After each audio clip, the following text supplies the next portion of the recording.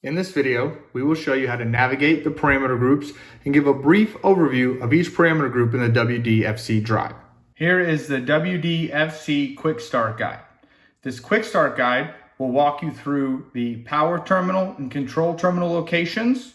It will also walk you through our Easy Start menu that helps you set up the basic parameters for the WDFC when you first power the drive on. This Quick Start Guide also includes a parameter list for the most common parameters with the group they are in and the parameter number. It also includes the default setting and the range of those parameters, so it makes it nice and easy, one-stop place to go to get your information to program the drive to get it started. To get to our parameter groups, we will press the mode button once. In the top left-hand corner, we see the letters PAR to let us know we are now in our parameter groups.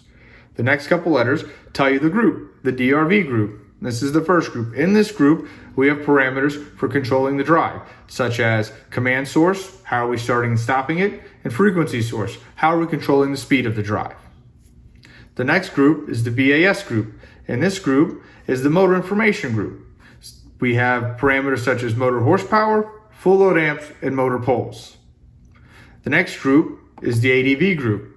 This is the advanced group. In this group, we have parameters such as stop mode, DC braking control, and frequency limits.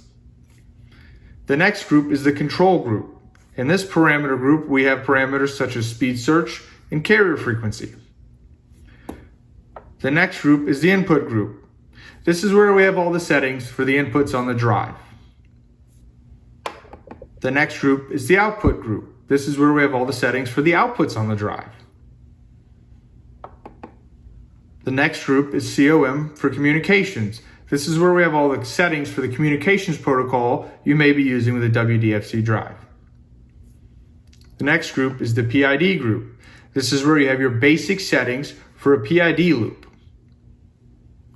The next group is the AP1 group. In this group, we have more advanced settings for a PID loop, such as the sleep and wake settings.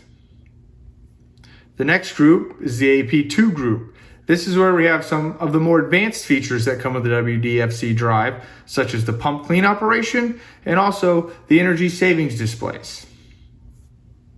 The next group is the AP3 group, and in this group, this is our timed event group, where you have all your scheduling for the 7 functions that can be set up on this calendar for date and time setups. The next group is the AP2 group. In this group, we have parameters such as the pump clean operation, and we also have the energy usage can be found in this group. The next group is the AP3 group. This group is the timed event group where you do your scheduling for your timed events. The last group is the PRT group. This is where you can find the protection settings for the drive and where you can make those adjustments. Those are the parameter groups in the WDFC drive. Remember, this video is not a replacement for the product manual, and please follow all applicable safety procedures before commencing any work.